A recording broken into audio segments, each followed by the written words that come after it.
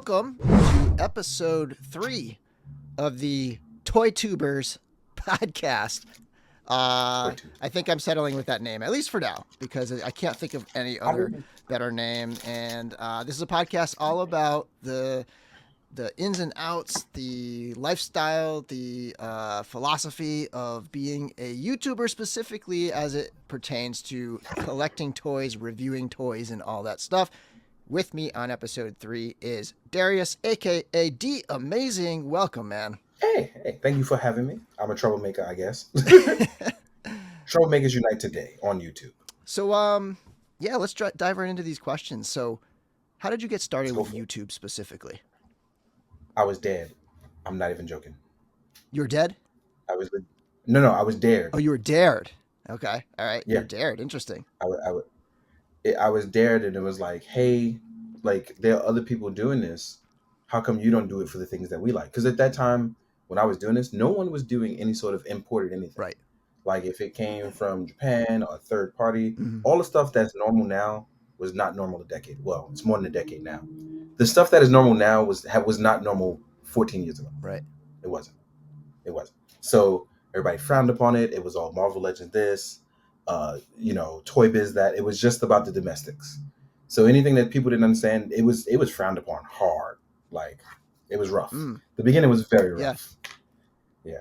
So I took a liking to it because I started talking with like-minded people, and even though the group was very small, we are where we are today because of it. Where it's like I just kept going. If I had stopped, I don't think half the toys that are popular now would have taken off. And I don't mean that in some arrogant way. I mean, you had to get people talking about it. Yeah. So if people like me didn't do it, no one else would have, because they were too afraid to. I remember it was hard. You had to take a lot of criticism. When Star Wars figure arts first came out, and you were like one of the only people out there reviewing them. And that was, I loved them right from the get-go. I loved the figure arts Star Wars stuff, and like there weren't a lot of people doing that. I really wish that there wasn't so much backlash about that, because I talk about it all the time. The fact that people are mad about Black Series now is a direct result of them hating on the Star Wars SHF. Yeah. We want to explain that out a it's little like bit? That competition was healthy. Yeah. Well, the competition would have been healthy, as opposed to Black Series just having a monopoly over everything. Right. It complemented Black Series. Even though they did the same thing Black Series did, there was stuff they were doing that Black Series wasn't really wanting to do. You know what I mean? Yeah. And the price point, yes, it sucked. It really did. But even Bandai got ambitious and was like, oh, we're going to do like Darth Maul's speeder bike. Yeah. Black Series never done that. Yeah. You know? And if stuff like that had done better, we probably would have gotten more stuff out of Bandai. But it was all the, I hate this, and Black Series does it better that, as opposed to just appreciating things for what it was. Yeah. Yeah, everybody turns That's one thing I'll say about Japanese competition. Yeah, it's a competition. Yeah. And that's one thing I'll say about Japanese companies. When their feelings get hurt, they drop out completely. Yeah. Like, they go, you know what, I'm out. They don't like us. Because they take it at face value. And if all your comments are you suck or it's too expensive, they go, well, they don't like it. We can focus on things that do sell. Right, yeah. Which is, it's amazing that they're actually still, trickling, I guess, out some Star Wars stuff here and there, right? I mean, they're still doing... even reissues. Yeah, and they're still doing the movie realization a little bit. I feel like that was always a well-regarded line, That line was well-loved across the board. Yeah. You know what I mean? Yeah. Because I don't know if you know the artist A.K.A, but A.K.A is world-renowned. Like, everybody loves A.K.A. So when they were like, oh, A.K.A is doing all the designs on it, even if it wasn't Star Wars, it was A.K.A. Yeah.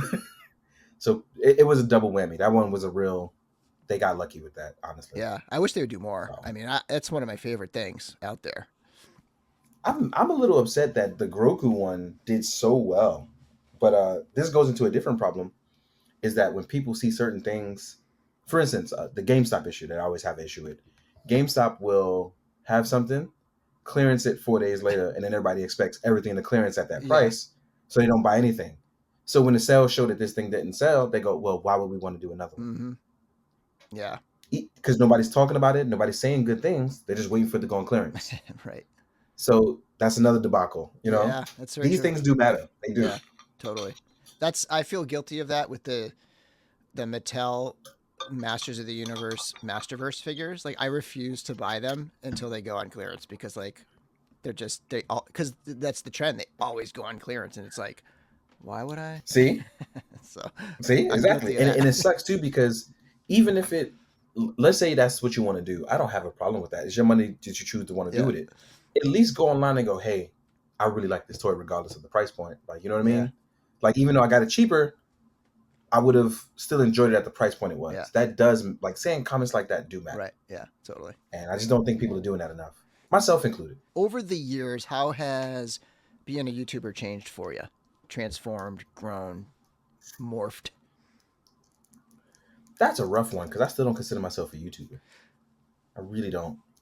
Or just Like, even with all these crazy numbers, the like, how has just, you know, your content changed? How had, like, in terms of doing video reviews and video content, like, how has your content changed? How have things just changed and evolved over the years? I've definitely learned to not overwork myself because I was definitely giving everybody 300%, Yeah. and I was getting back like 10%. Yeah.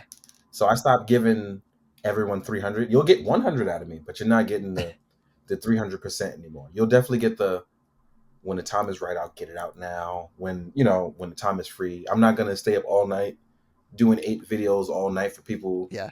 And then for people to complain about it. I've learned to like take a break and be there for myself.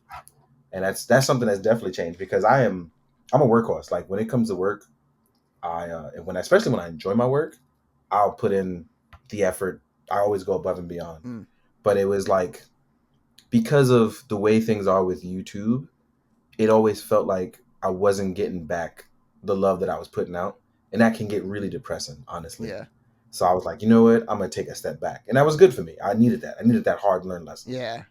Now, when you say not getting it back, like, do you mean in terms of the interactions with the viewers, or are you talking about the numbers, or like, what are you talking about there?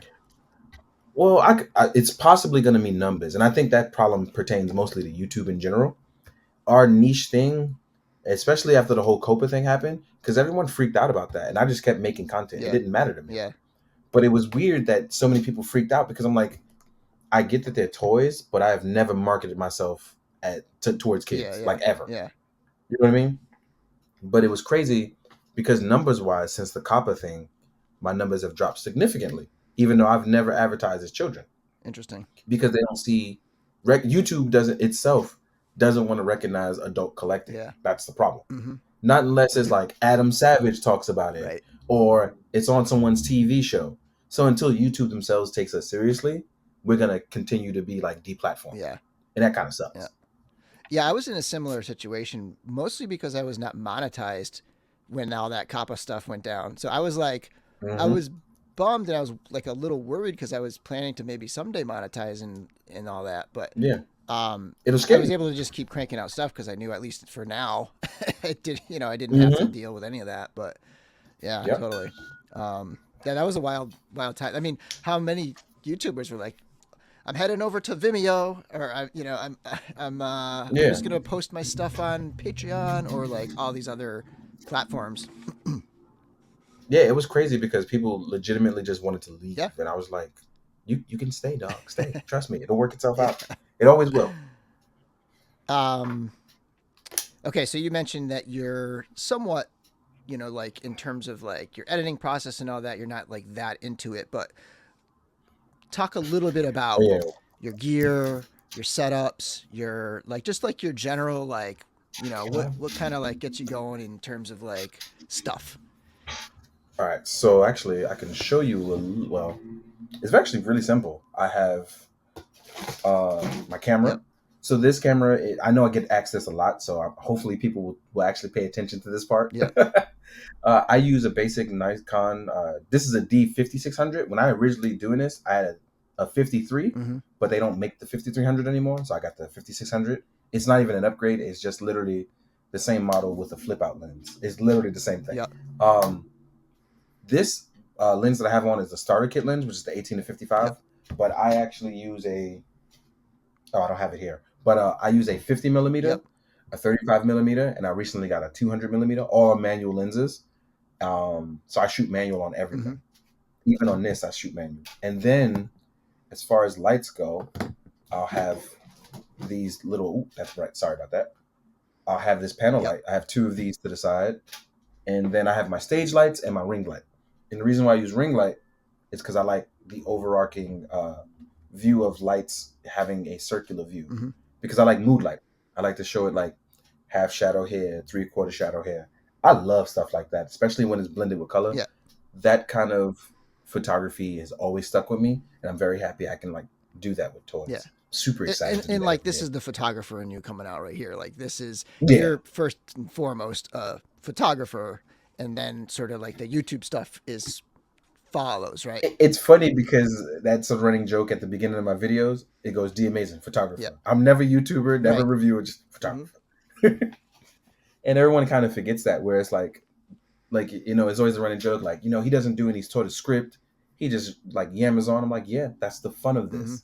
That's to keep it fun. Yeah. Like talking about toys isn't supposed to be like this weird office job.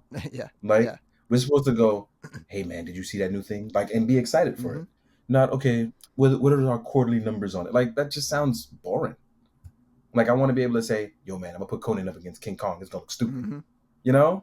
We should enjoy that kind of stuff. But that's neat. That's my opinion. That's you know, not everybody's gonna think that way. So like even now I got Conan right here. That's the original over there, right? Yeah. I got the You just had the new one in your hand a minute ago, right? Yeah. Yeah, there you go. It is. I was like, oh wait, I just had it here. So yeah. I'm waiting on mine. I just finished the video for that. It's funny because I ordered 7 of them. Holy crap. And only 1 arrived. What? Only 1? Well, because I ordered an order of 1 and then an order of 6. Oh, I see. Okay. Yeah, so the one order of 1 came, but then there's an order of 6 that hasn't come yet. And it's weird too, because when this one came, I didn't get any tracking, but I got tracking for the other one. Oh, I haven't gotten any tracking at all on my. I ordered 2 and 2. I ordered 2 Conans and 2 of the builder pack kit. Oh, I'm so excited for that builder pack. I'm so excited. Me too. It's gonna go well. Even shooting that is really fun. Know? It is. It really is. That's why I'm like prepping this guy right here to have like, he's gonna be on. I'm gonna use it as a builder body. Yeah. Yeah. So that's got the Death Dealer harness on there. Is that? Yeah. That's good. Good look. All right. So next question. Yeah, how about like workflow? And you kind of touched on this a little bit with not trying to like overload yourself, but like workflow, like efficiency, and then how that stuff connects with like life balance and just in general, like how do you balance things and keep it going? I'll be honest, in the beginning I did not have any sort of balance, and then this is before me and my wife got like married. She's the super cool girlfriend at the time that'd be like, all right, go do your work, I know you're trying to build up on you and do stuff. But then it got to a point where I was doing too much, and she called me on it, and that was actually very important. I'm glad she said something, because she realized like I was burning myself out, not just in doing this, but in our relationship, where it was like, I'm not spending time with her, I'm forgetting things, I'm focusing more on that. And I was like, all right, you know what? Not doing that anymore. I'm just taking a huge step back. And you'll notice like there was a big step back with that. I put out 2 videos every day for like 7 months. That's crazy. And it was like crazy. And I look back on it and I was like, for all of that, I don't have anything to show for it wise. Like numbers wise, nothing went up. There was no recognition. There was no thank you. And I was like, I don't mind doing that, but this is supposed to be for fun. And I stopped having fun at that point. Yeah. So I was like, you know what? Let's get back to a point where it's fun again. So let's do that. So now I'm having fun again. I've had stretches where like I've put out a lot of videos and it just didn't like all of the videos did worse because I just put out more. You know what I mean? It was like, it was sort of like everybody was watching the same amount, but they were just like not watching the same amount on each video. They were just sort of spreading it out across all the videos. That happened to me. And part of that is YouTube's fault, because YouTube wants you to upload daily, but they don't want to bless you for uploading daily. Yeah. It's like, what am I supposed to do with that? Yeah. So at some point I had to go, you know, I don't know if I'm supposed to curse, so I'm just chill. Yeah, you can curse. But I'm going to be setting these as non-monetized. So I want everybody to feel comfortable and feel, you know, just talk however they want. Okay. So, and that's another weird thing, right? We should be able to curse because now YouTube has changed the algorithm again that we can curse now and make money off of it. You know what I mean? This is so stupid. Yeah. But they always changing something.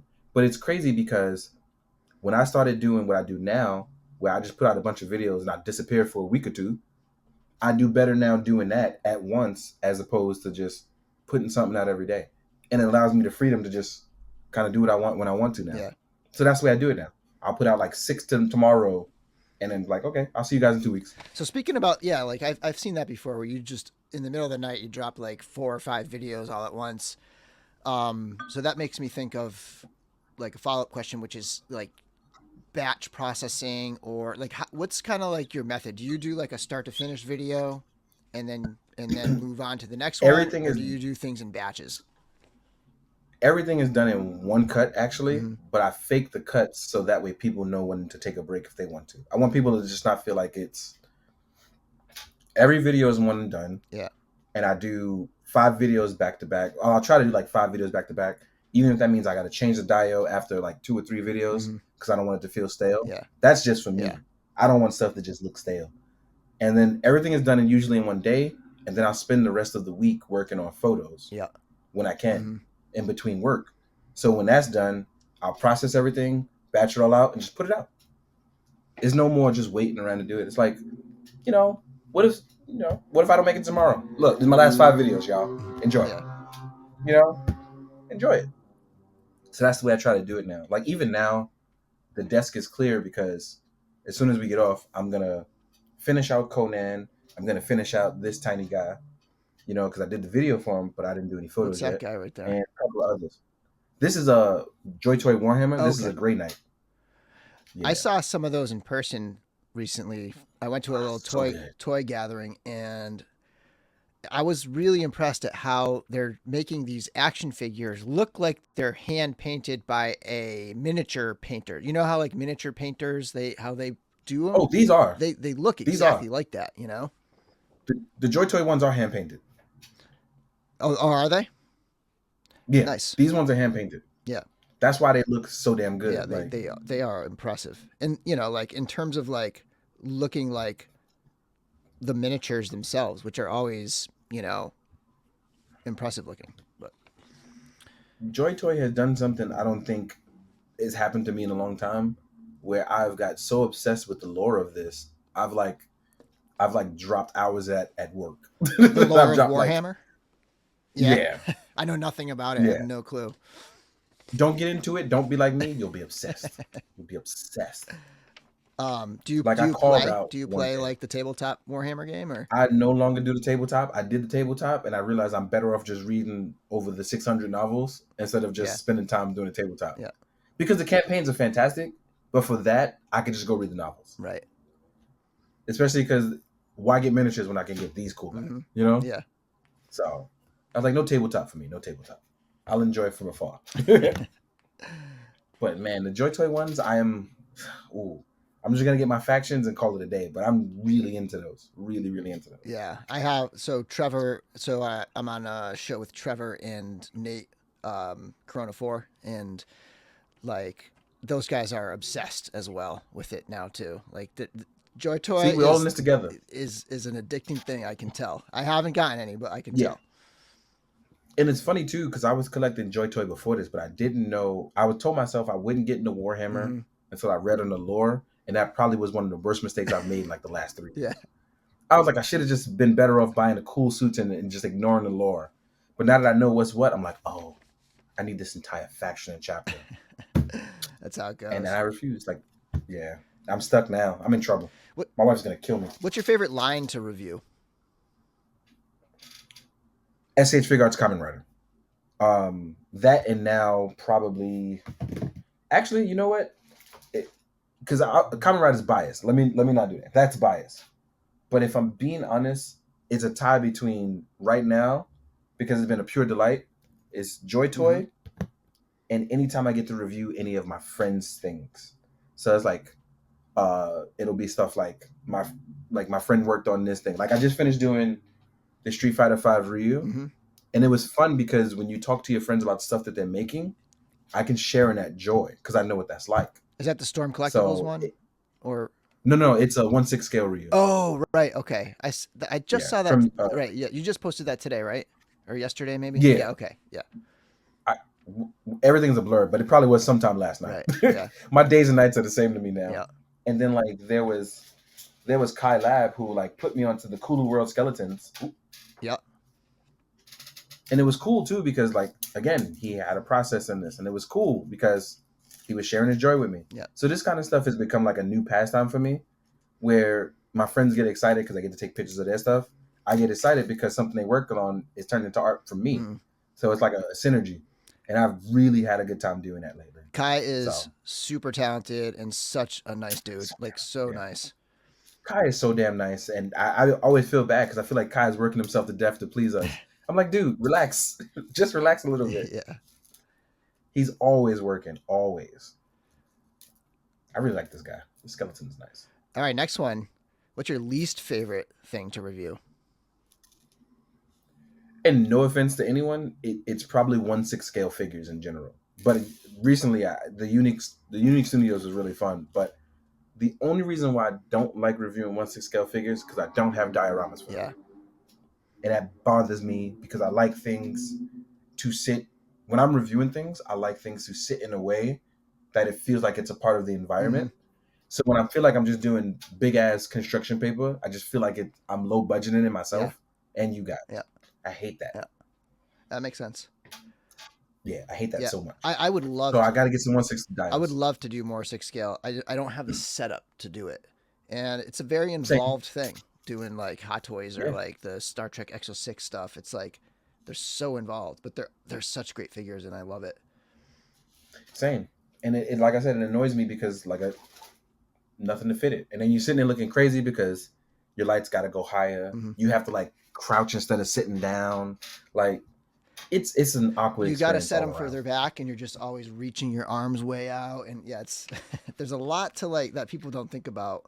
There's a reason why a lot of Hot Toys reviewers do top-down unboxings and hold them down on the table because it's more comfortable that way. They don't even fit anything in the frame, like ever. Yeah, I know. Everything is. We start at the upper torso, and then we'll slowly work our way down. Right. I'm like, I get it, guys. Yeah. Imagine those guys who do like quarter scale statues. Oh my god. Oof. Yeah, seriously. I mean, at that point, most guys like that they're like at their table, just like sitting next to it, like walking around it and stuff. And that's the other problem because now you've become a prop in your own video because you have to look good now. Right. It's like, oh, I can't be looking sloppy. Yeah. Well, I look sloppy most videos where I'm in them. So I feel you on that though because now you're all self-conscious. Like, did I like do something crazy that I didn't realize? Yeah. Or like, I've done like a whole video, like a talking type video, and then like I don't even realize it. And I go to edit it and like my hair is sticking out and it's like, well, I got to publish this thing because I just put 6 hours into it. See, I don't even blame you. It's crazy. Who are some of your favorite reviewers to watch or over the history of YouTube? Like who have been some of your favorites? Anybody who I'm actually friends with is always a favorite because I don't watch too many videos anymore. Mostly because I don't have time. Yeah. So it's funny. I don't, and this is going to sound awful. I don't watch videos visually anymore. I listen now because I have to, most of the time I'm working while doing it. So when I'm shooting, and this is why I like all you guys' voices. That's how I know you guys when I hear you. Not even when I see you. I hear you guys first. So it's people like Paige, because Paige has that weird audio voice that I love. He's like an audiophile. There's you. Lately, Toying Around has been fun to listen to because those guys always seem happy. There's Toy Migos. Who else is there? I love the. I was gonna say I love the Figure Booth because they're like, the Figure Booth, Nate and Josh. Yeah. Like they're like a straight up podcast, and I like that's a really good one to be like, all right, I'm gonna listen to these guys. That's what I've been doing lately, listening to a whole bunch of stuff. You know who I can listen to, and that's because of the British accent. And I love Transformers, but nobody ever knows it because I never review any of them, even though I have thousands of them. Ben's Collectibles. Yep. Like I'm always listening to Ben's Collectibles, and his voice is always the delight because of his accent. This other people, and I had a list, and this is what happens when I forget. But basically, everybody that you see me always like interacting with are always people who I listen to. Yeah. So it's stuff, even when it's your stuff, because it's funny because I love your lighting, but like I said, I'm always listening to you guys, so I'm always like paying attention to your words. But then I come back and I'm like, "Ooh, the pretty lights," and I feel like a little kid again. So I've always enjoyed it. Yeah. But lately, I gotta say, like the last 40 days, it's been strictly listening because I have been under like a crazy timetable of work and projects and then secret projects and then work. So it's been like that revolving door. But then like I told you, I'm taking more time for myself. So it's hard to try to, you got to fixate time on where you can. So when it's time to rest, I'm resting. I'm not like trying to listen to you guys and rest because I can't do that. I'd get excited. So it's picking one or the other. And a lot of your work is toy related, right? You do a lot of product shots and things like that. Is that starting to become your primary job, or do you have like a full day job? Or I have a full day job and then I do this, but it's weird because, and it's weird to say it out loud, but companies are now trying to get me from my day job to come to them. Mm-hmm. And part of me, and I hope no company sees this and takes this the wrong way, I don't want to do that if it's going to take away the love that I have for this. Right. I don't want it to become that thing I become miserable at that's supposed to still be fun. You're being careful. You know what I mean? Yeah. Yeah. So I'm trying to toe that line. Yeah. I don't want it to be one of those things where I'm doing this full time and now I'm miserable, because that would suck. Yeah. Like I would hate that. I would absolutely hate that. So I try to keep it to where my day job has me wanting to go do this, and that will have me go, okay, let's go to work so we can buy more toys, and not I'm just basically working for toys. So, yeah. Which sounds crazy because that's technically what I'm doing, but I like doing other stuff too. Like I go to beer festivals and read novels. Like, I'm a sophisticated man. Yeah, man. Yeah. How about future goals? I definitely want to hit the 100K because after doing this for so long, I feel like the number should be higher, but I'm also like, I'm happy with where I'm at. But I want, you know what? You just hit 90K, right? Yeah. So you're getting there. It's weird though, because I would have been happy back when YouTube was doing the plaques for 50K, but then they took that away. Mm-hmm. I would have been very happy because that would have just showed like, look, I have something to show for all the work I did. Yeah. But then they took that away and now it's 100K, and I'm like, slowly but surely I'm gonna get that. But then it became a weird point where it got really depressing because my numbers just was going down at one point, not going up. And I was like, what's going on? Like, did I do something wrong? Yeah. Like, I'm just out here putting out videos. It was weird at one That's point. wild. But then once I started telling the universe what I wanted, it kind of gave back. So I appreciate it. People very lately have been very nice about that. I guess people just didn't know. Yeah. Yeah, but it's been nice. It's been nice. Good. And then, but goal-wise, I think one of the real goals for me would be, I would love to do, even if it's just once or twice, I want to do an all-out shoot for Marvel and really put toys on the map for us toy people. I want to do something with Spider-Man where it's like, it's going to be on a billboard because like, I don't like that people feel like toys is like this niche thing when it's not. Yeah. It's not like it's $100 million industry. We're talking billions and trillions of dollar industry. Mm-hmm. So I want to be able to work on something where it's seen on a billboard or in a magazine and I could be a part of it. I want to definitely do that. That's cool. That is a very big goal. That's awesome. Preferably Spider-Man because I love Spider-Man. Yeah. And I mean, I think that's where it would have to be. It would have to be Marvel, probably Spider-Man being that are probably one of their biggest, right? Like that. Yeah. I mean, Marvel toy collecting is massive. It is massive. Yeah. And it's like, I'm sometimes like, maybe I should like do more Marvel stuff on my channel because it's so big, and you see what kinds of numbers that it can pull in and the kinds of, like when you look up like, here's search terms and like you compare like Marvel, searching Marvel to say Batman or Star Wars or anything else. And Marvel's like, it's like, whoop, whoop. It's crazy. Yeah, it's a big difference. And it's scary too, because the other thing is you open yourself up to a lot more crazy. Yeah, yeah. You know what I mean? Yeah. The When I bigger the review a audience, Spider-Man toy, I am opening myself up to a big can of worms. And I that's for always sure. worry about that. Yeah. Whereas like, this I think it's like I got the Friendly Neighborhood Spider-Man coming in soon. And I feel like as soon as I finish reviewing that, I need to turn off my internet for like 3 days. Because I'm terrified of the comments that people are gonna make. Yeah. You know? Yeah. It's like when I reviewed the integrated suit from SH Figure Arts, people were like, this isn't movie accurate. It's like, yes, I know that. I even told you that in the video. It's like y'all don't even care anymore. People don't even watch. They'll just like turn it on and then go straight to the comments and not even watch. But yeah, I think that should probably do it. Any last thoughts? Anything you want to plug? Plug all the homies. If you have not, and I repeat, if you have not been watching DorkLair stuff with the Cosmic Legion stuff, you tripping. Thank you. All right, because I actually watched one of those videos today. I'm playing catch up right now. But I was like, man, he got these early. He got the nice test shots. He got this pretty lighting. If you aren't watching it, you're insane. Go watch that and get into Legions. I tell people all the time, these 3 rows right here are just Legions right That's here. Awesome. Go get you some. Yeah. Go get you some. But seriously, shout out to everybody who is doing this, because I really don't think that people understand how difficult it is to review stuff and take criticism and respond to people and take 5 hours out of your day to talk to people, because that's not easy. Yeah. So shout out to all of us who are doing this, because it's rough. Because everyone thinks it's a job when it is, and trust me, we don't get paid enough for it. Yeah, and people don't realize. People think like you're just turning a camera on and just like doing it in the time. They watch a 10-minute video and they think your whole time. It's like, oh, they spent 10 minutes making this video, and it's like, no, we spent like 4 hours making this video or whatever. To get 10 minutes out of it. Exactly. That's why I tell people all the time. My 12-minute video with 14 photos at the end of it took me 6 hours to do it, and I put out 5 of those in a day. It doesn't surprise me. Yeah.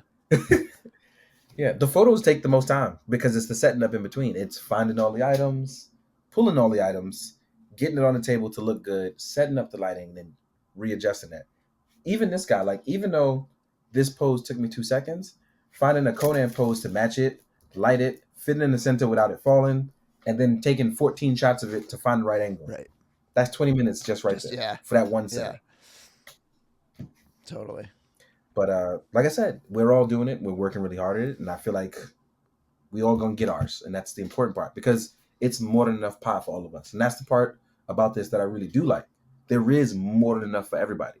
Like, you could be talking about Legions today and Spider-Man tomorrow, and it doesn't matter because it's your take on it. And that's what kind of makes this all fun. Like, everybody's opinion is not the same. Everybody's enthusiasm is not the same. Shit, our photos aren't even the same about it. That's what's so cool about it. Yeah. So, and I see new YouTubers all the time doing awesome stuff, and it's just really cool to see, the community grow and just to see it becoming very common. I love it. Exactly. Really funny story before we go. There is a young man that I met recently at New York Comic Con who reviews now, and he started reviewing because he started watching my stuff, not knowing that he used to be a customer at Midtown Comics with me when he was younger. Huh. And he has known me now for almost 10 years. And I never would have known this was him reviewing. And now he's reviewing toys because of me. We've been going to the same comic shop for I've been going for longer. I don't want to tell him that old, but he's been coming for the last 10 years with his after school money. Yeah. And I've been seeing him every Wednesday for God knows how long. Nice. And it's just crazy to see him now doing reviewing toys. So I'm just like, wow. Like, what we do now does affect the children. So I get it. Yeah. But fuck that copper shit. But still, but it's nice to see that, like, there are people going to come up after us based on what we do. So that's why I stick to the motto. If you be good and do good, like, you actually do spread that. Yeah. Well said. All right. Well, thank you so much for coming on the ToyTubers podcast, and thank you for having me. Yeah. All right. Well, until next time, everybody, may the force be with you.